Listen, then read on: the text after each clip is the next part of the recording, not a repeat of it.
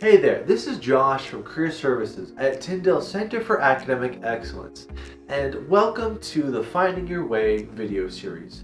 In this series, we take a look at a model for understanding your long-term life journey, both professionally and a bit personally. This video is going to focus on step 3, identifying a career. Now, if you've not yet watched the videos on step 1 and 2, I strongly recommend you go back and watch those. I'll leave links in the video description below because those videos cover your calling and your mission, which are both critical to helping make sense of the career paths you should pursue. So let's get into talking about your career. Simply put, a career is simply where you specifically do something for a period of time. Your career ideally is the culmination of your calling and mission being expressed. It's where your calling and mission have led you to work. Your career is the occupational context within which you specifically perform your calling and your mission. Now, what do I mean by that? Well, when we're talking about an occupational context, we're basically talking about both the physical and social environment you're in. This context involves your relationships with those around you, like your relationships with your family and friends, but also your colleagues and coworkers. It also involves the general style or type of location that you're in, like whether you're working in an office or on a construction site or at a school. And this context actually, of course, includes the location, like what city you're in, what province, country, or even what continent you're on. What this means then is that your career involves the specific location, the specific type of work that you do, the specific people you serve, such as customers and clients, as well as the specific people you work with. Here's the thing though, your career will not always perfectly line up with your calling or your mission, and that's okay. Let me give an example.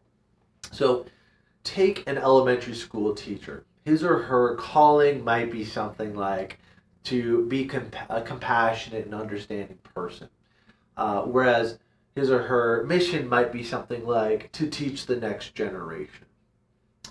But the thing is, part of the teaching career sometimes involves things like parent-teacher meetings and coordinating with other teachers who have differing viewpoints and philosophies.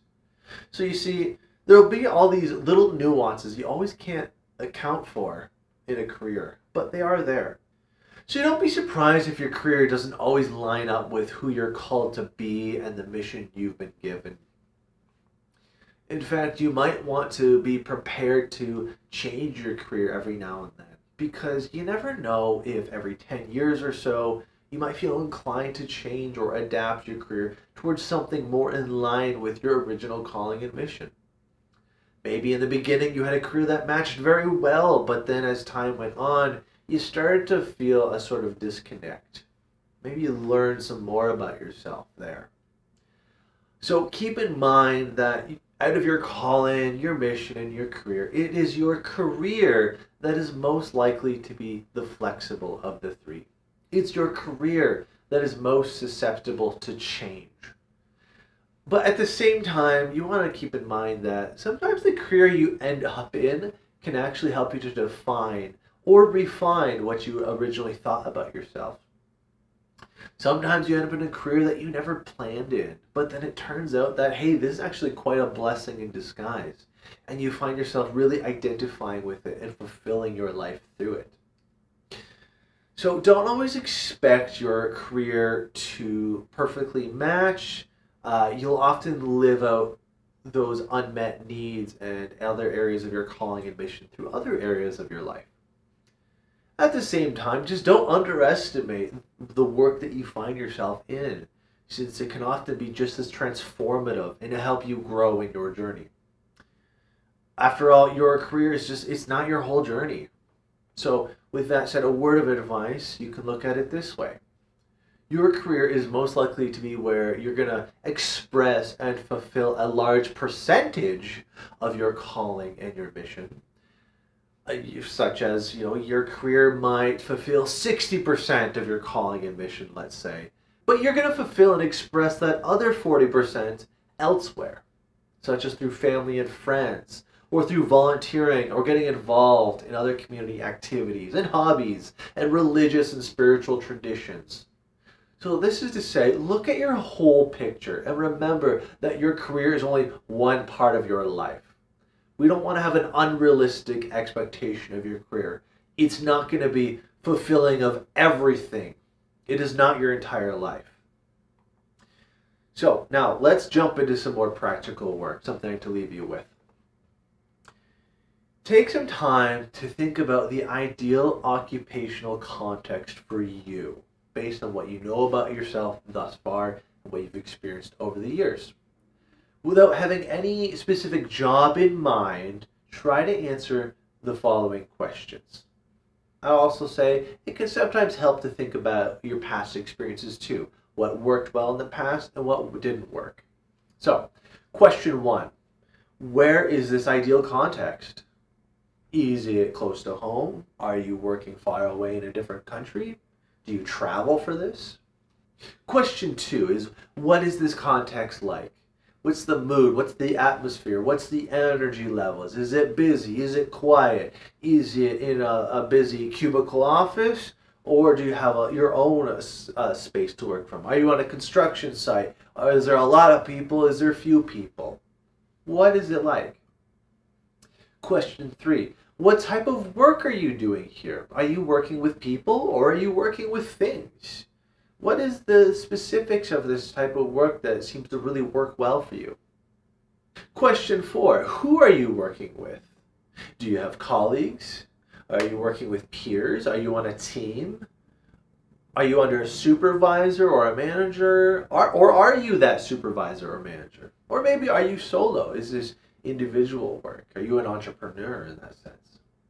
And question 5. Who are you working for? Do you have customers, clients, patients? What are these people like?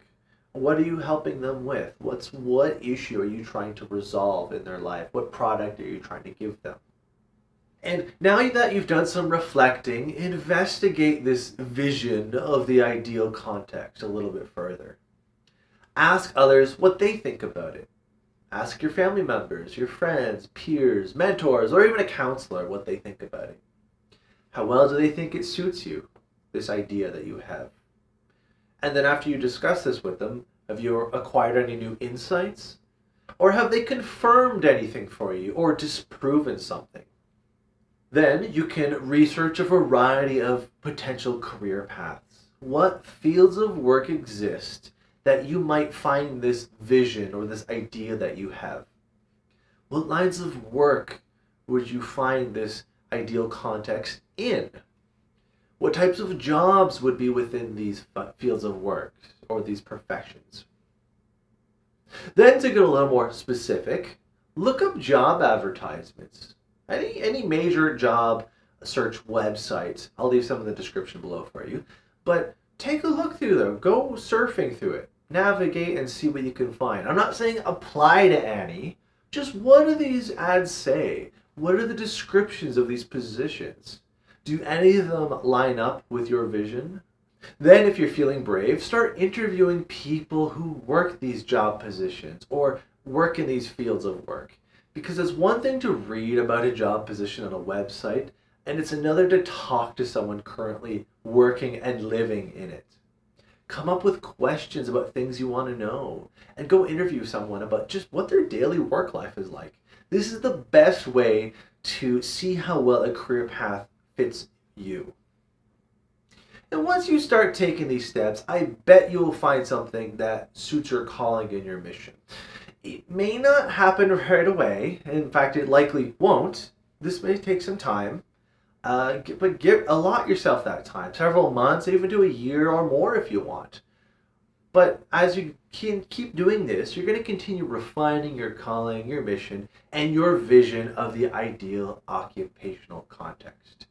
The more time you put into this, the better it will be for you. That is the one thing that people don't do. You got to put in the time here. And eventually you're going to find something that suits you. So, to summarize, your calling is who and what you're invited to become.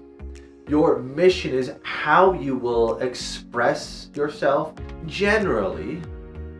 And then your career is where you will fulfill your calling and your mission specifically.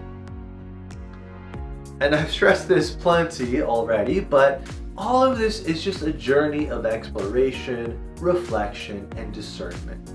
Specifically for your career, you're going to want to keep that ideal occupational context in mind. Then you're going to want to brainstorm, reflect, build connections with people who can help you discover the specific line of work you should pursue. Those people, of course, can be family members, friends, and other loved ones, but they can be people already established in a career that you're interested in. So don't be afraid to get out there and make connections, because who knows, you might find an opportunity, or you even might find someone who is willing to be your mentor. Life is a journey, so get out there and take risks. Be wise about it, but seek wisdom, explore, and go on an adventure. Anyways, this has been Josh from Career Services, and I'll see you in the next video. Bye.